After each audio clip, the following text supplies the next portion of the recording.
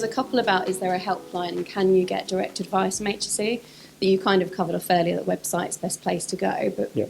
when would you recommend a business or an advisor did maybe contact or use the helpline? Yes, so we do have a concerns and advice team, and you can contact them via one of these forms available on the website. I think if you're struggling to find stuff on the website, that's a point at which you go to them rather than just go round and round in circles or disappear down a rabbit hole looking for something that may not be there. And I think another time when it's probably opportune to talk to the team is perhaps when someone in your business has raised a health and safety concern and it's not something that you know about. You haven't got a sense of whether it's likely to be one of these myths or not, or whether it's something you genuinely do need to do something about.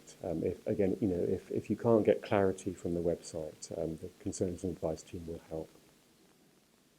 So maybe one final question, then we'll save some more for the next session as well. So you did touch on the point that if someone has a business has less than 5 employees, so one of the questions was if they have 3 employees, does it apply? Yes. So we know, yes, it applies. Maybe some top tips for businesses with Yes. 1 to 5 employees? Yes, okay. So for fewer than 5 employees, there are 2 particular things to bear in mind. One is this point I've already made about health and safety policy. It doesn't have to be in writing. So use whatever is the simplest method to set out what you do on health and safety. Maybe before you do that, take a look at the template for health and safety policies on our website, just to give you an idea of the sorts of things that you should cover in your 1 minute's footage of yourself on your phone, just so you make sure you cover the territory. The second area is writing down the significant findings of your risk assessment. You're not required to do that if you employ fewer than 5 people, but again, you just need to think about if a regulatory inspector came into your business, or if your insurer were to ask you, have you assessed the risks of slipping and tripping, for example, how you'd be able to evidence that. We've been trying to persuade insurers particularly to take a broader view of evidence than simply a piece of paper.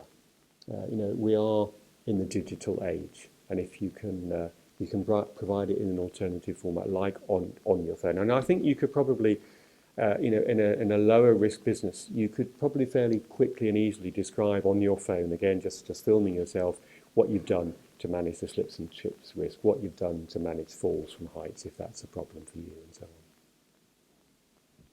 Any final questions?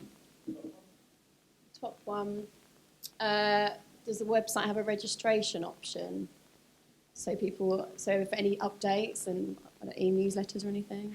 Yes, so we have a range of e-bulletins, and I think the most popular one is a generic one that will give you just general updates on what's happening. So, for example, changes that there have been recently to the action we expect from businesses whose activities generate welding fume. There's increasing evidence that welding fume can cause very serious health problems, and we've changed our advice on how you need to control that. So if you were signed up to a generic e-bulletin, that would have alerted you to the need to do more. I think if you go to the website and search on e-bulletins, you'll find them listed. There are quite a lot, so don't drown yourselves by signing up to 25 when one might do it.